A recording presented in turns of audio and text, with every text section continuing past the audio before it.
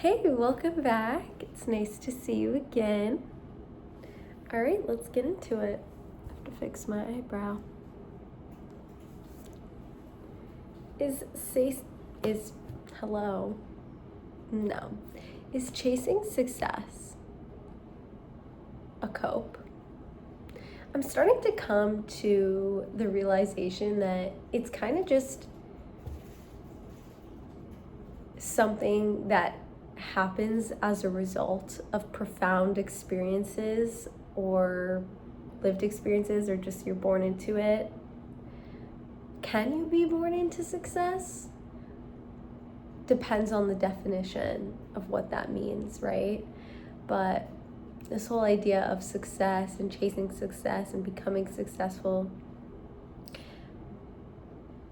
I'm not gonna lie, it's on my mind a lot. I find myself redefining what that means from time to time and seeing if I'll ever measure up to that version in my head, or if I will, or when I will, or if I'm doing the right things to get to the places I want to be.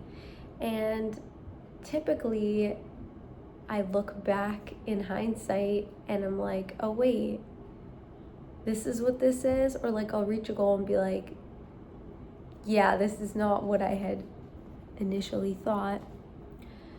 But the more that I ponder upon this whole idea, I feel like it's literally just a bottomless pit with so many layers.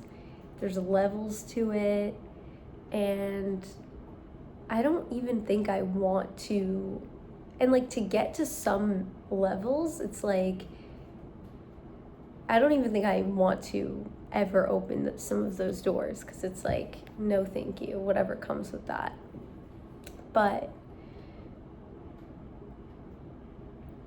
I realized, is success my cope for things that I personally have dealt with or am dealing with? Like, is success a cope? Like, is it just a way for me to distract myself in a healthy way? Like, some people, they'll have vices, everybody, and it's okay to have vices here and there as long as they're healthy, they're not hurting yourself or others. Like, some people, they like their sugary snacks. Some people like a cigarette now and then. Some people like way too much caffeine, which is literally me. Hello. But yeah, it makes me wonder, like, is success my personal cope? And what does that mean? And will I ever measure up to it?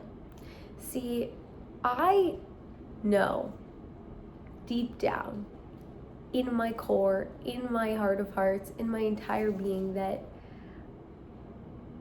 I am successful and wealthy, and it is my soul's journey and purpose to amass that out. Like, maybe in my head, it seems like it's just like something I've been thinking about, but I just know that I'm meant to be successful. I'm meant to be wealthy. And in order to attract, you must become. So I always just like talk to myself as if it's like I am that version of myself right now. I'm just waiting for reality in my mind to kind of meet and intercept into the material world. But I know that I'm meant to have a profound impact on this generation. I'm meant to share my thoughts. I'm meant to speak. I'm meant to be seen and help people. In turn, I'm also meant to become successful and wealthy. Now, I think about that idea, and I think about, as I go through life, what that means, right? Because most people, they think success, money, this, that, fame, this. I actually don't want to be famous. I know, you're probably like, but you're on the internet. You're all over the internet. Like, I don't want to be famous. Because I don't really like to be seen. I just know that I should. And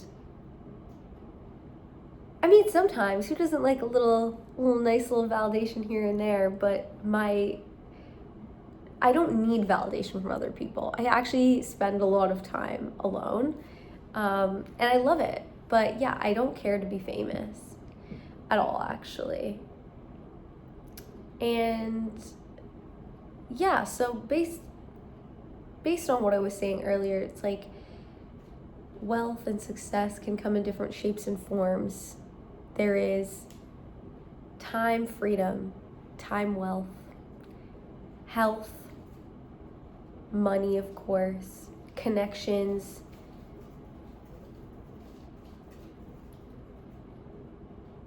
location, wealth.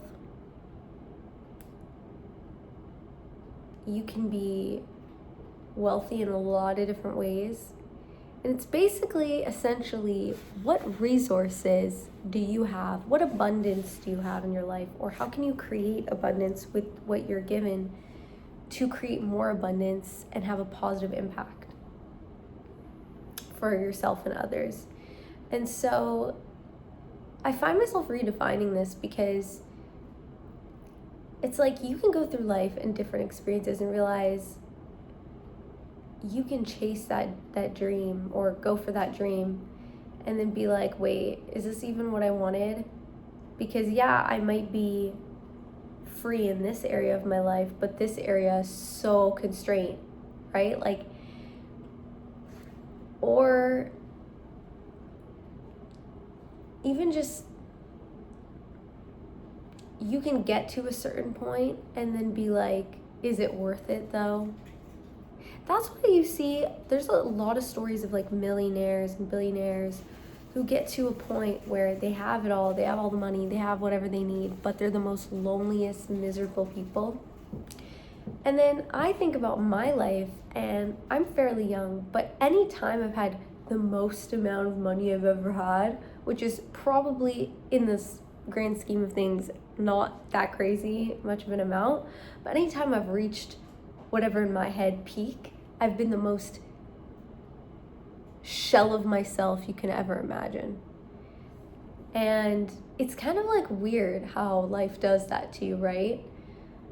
I feel like I've seen glimpses of things I've wanted and things I don't throughout my life, and on this journey to figuring out what this success and wealth is and what and how I can bring that to light and make a positive impact. But when it comes to these forms of wealth, right? I guess the ultimate goal would be to have them all. But that's not always possible and predictable. And also, to get to certain levels of things, it's like, do you even want to go down that road?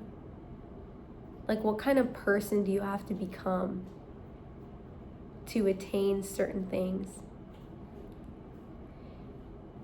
And it's just like, it all circles back to Full Metal Alchemist. Like, in order to, what does he say? In order to, something of equal value, right? Like, for example, people who are really successful, many times, I'm not just talking about people who just like come into money, right? I'm saying success. People who are very respected and successful, they give up a lot of either their lives, connections, resources, health, whatever, in exchange for that success and wealth or respect or whatever.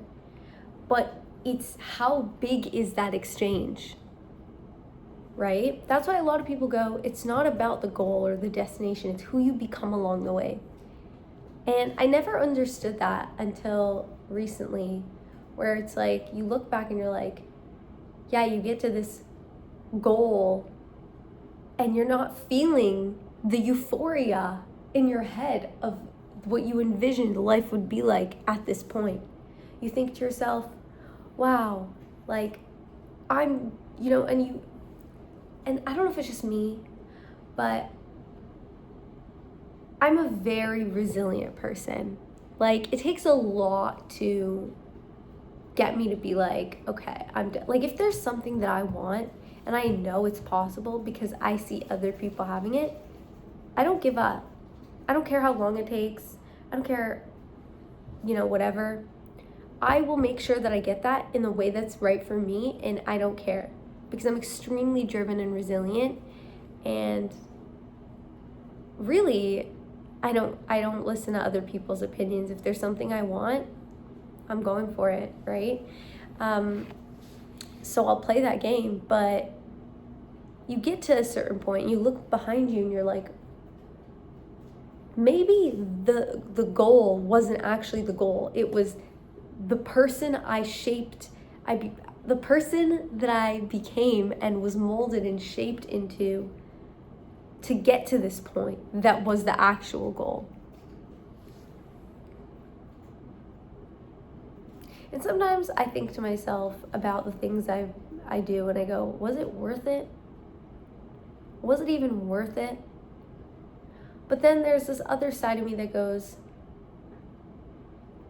but if you didn't try, you'd never know, and that would eat me alive.